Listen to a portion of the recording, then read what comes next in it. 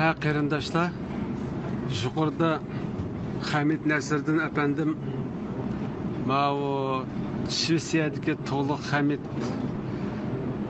inimiz to'g'riliq gap qildi.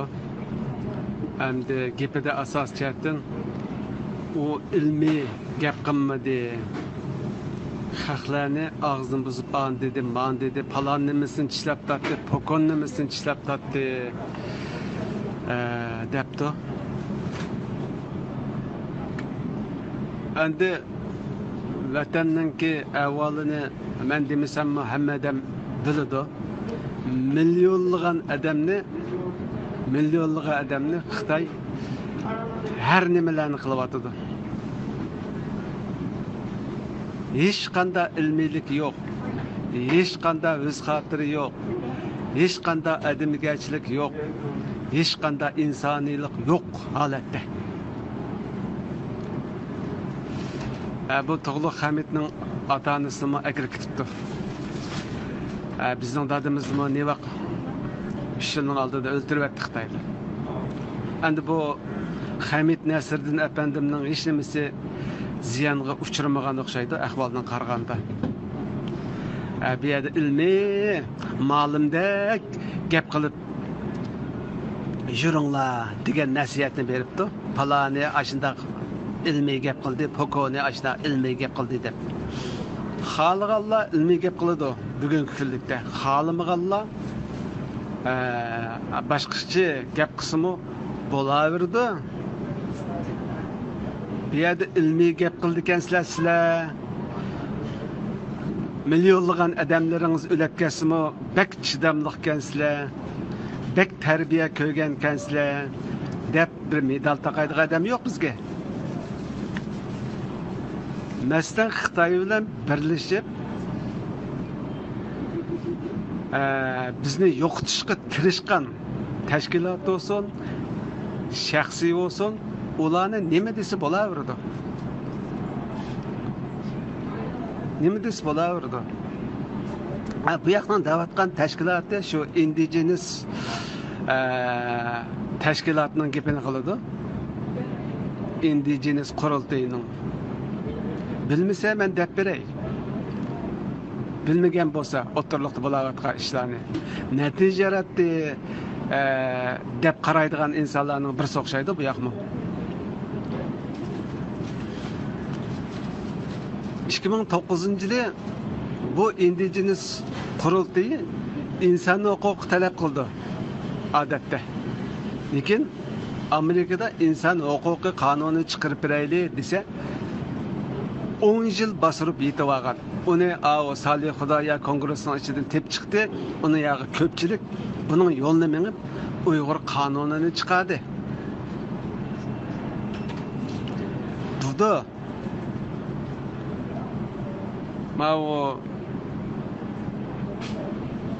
Dilyar Musabay dalilleri bilan indigenous to'g'riliq indigenous qurultoyining qilmish etmishlarini o'ttirg'i qo'ydi.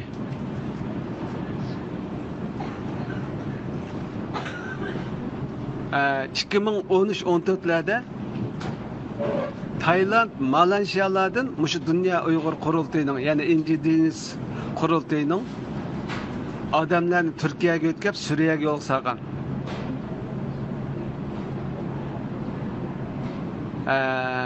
Xitoy bilan hamkorlashib Uyg'urning beshiga oshqon, terrorchi degan qalpoqni kiygizgan. Natijada Xitoy uni bana qilib turib, shu komplan yasab, makunda mana hammaylar bilamiz-ku, milyonlagan odam o'ldi, milyonlagan odam kampida, milyonlagan odam turmada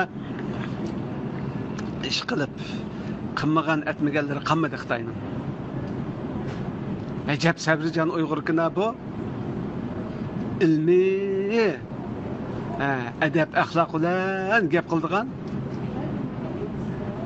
Endi men o'zining gaplari bor bu efendimning yuqorida.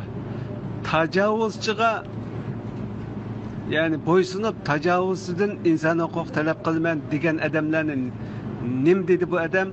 Qur'onda dalil keltirib, ular taslimchilar dedi. Şu indigenous qurultayı şu insan hüquq talep qılıvatıdı Xitaydan. Şu təslimçilərinin gepini qılıvatıdı bu yerdə bu adam. A gepi xilap. O gepinin eksinçi. Yani 12. ayının 9. günü bu indigenous qurultayınınki atalmış sot açtık dep Uygurlarını indigenous people dep karar çıkargan anemiz o sotun kararını bayram kıldı diye adam o. Mana özün degen gibi bağmaydı. Özünü pek akıllık, bilimlik çağlaydı. Dokmuş da başında ketkizip koyduğu yerleri var. Endi o indigenusçılarını yakalayman. O indigenous teşkilatını kollaydigan şahsi indigenuslarını yakalayman. Ularning tarafdori bo'laman deb atalmış ilmiylik bilan gap qilinglar deb o'ttiroq sakrab tushga o'xshaydi. Hozirgi kunda haq xolis ilmiylik bilan gap qilsa bo'ladi. Xohlamasa boshqa xilda gap qilsa bo'laverdi. Chunki Uyg'urga ziyon yetkazgan abay dedik. Mayli shaxsiy bo'lsin, mayli tashkilot bo'lsin, ularning ustidan. Bu 9 yıllıkta Endonezya'da ceza muddeti toşkan 4 bala Mehmet Tohtin'i indigenous qurultayının köşmeliler işine mesulke dep alakalatsa $6,000 pul yok dep onun bilan karı olmay Xitayning ektishiga sababchi bo'ldi. Endi mushundaq ishlar jiq. Mushu indigenous qurultayning mushu qilmishlarini bu Hamid Nasirli efendim bilmem de biladi. Bununla uçuk meydan oqanmay başka adamlarni bununla ekspres gap qilmanglar. Bularninki to'g'ri, ajoyib cho'ng bir tashkilot demoqchi.